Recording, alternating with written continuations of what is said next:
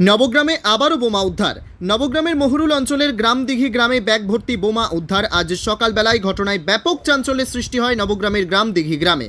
জানা যায়, আজ সকালে হঠাৎই গ্রামের মানুষ খবর পায় গ্রামদিঘি গ্রামের পুকুর পাড় থেকে একটি ব্যাগের মধ্যে থেকে বোমা উদ্ধার হয়েছে। তারপরে খবর দেওয়া হয় নবগ্রাম থানায়। নবগ্রাম থানার পুলিশ সেখানে পৌঁছায় এবং পরিস্থিতি নিয়ন্ত্রণে আনে।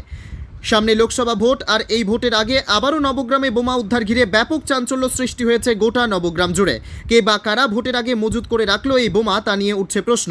বারংবার নবগ্রামে বোমা উদ্ধারকে ঘিরে হতবাক হয়েছেন সকলে। ইতিমধ্যেই ঘটনার পুরো তদন্ত শুরু করেছে নবগ্রাম থানার পুলিশ। এখানে আমি ধান কাটছি, মাঠে এলাম, তো দেখছি একটা পুকুর পাহাড়ে বোম আছে। মানে এখানে কিছু সেবিক দাঁড়িয়ে আছে, তাদের মুখ থেকে শুনলাম যে এখানে কিছু বোম রাখা আছে। একটা ব্যাগে দেখলাম বালির মধ্যে কিছু ভর আছে। যাই হোক, এই সেবিকদের মুখ থেকে শুনলাম। এর ব্যাপারে গ্রামের লোক কেউ কিছু জানে না, গ্রামের কোনো প্রচারও হয়নি, গ্রামের কোনো কেউ দেখতেও পায়নি। কোনো কারণে মাঠে কাজ করতে এসে হঠাৎ এসে একবার থানার সেবিকদের মুখ থেকে আমরা শুনলাম যে এখানে বোম রাখা আছে। এর পেছনে কোনো দুষ্কৃতির বা কোন কিছু করা আছে সেটা আমাদের কারো জানা নেই। এই নিয়ে কি গ্রামে আতঙ্ক ছড়িয়েছে? না, আতঙ্ক কোনো এখন কিছু ছড়ায়নি। গ্রামে বিশেষ করে প্রচারও হয়নি। গ্রাম শান্তিপূর্ণ, আমাদের সবসময় শান্তি থাকে। বোম কী জিনিস গ্রামের লোক জানেও না এখনো পর্যন্ত। এই যে সামনে এই যে ইলেকশন, এই ইলেকশনের আগে এরকম একটা বোম পাওয়া গেছে, এই নিয়ে আপনারা কি বলছেন? এ নিয়ে কোনো প্রভাব পড়বে না। এটা কোনো একটা চক্রান্ত করে রাখা হয়েছে যে গ্রাম থেকেই আসুক। আমাদের গ্রামে এ নিয়ে কোনো প্রভাব পড়বে না। আপনার নাম?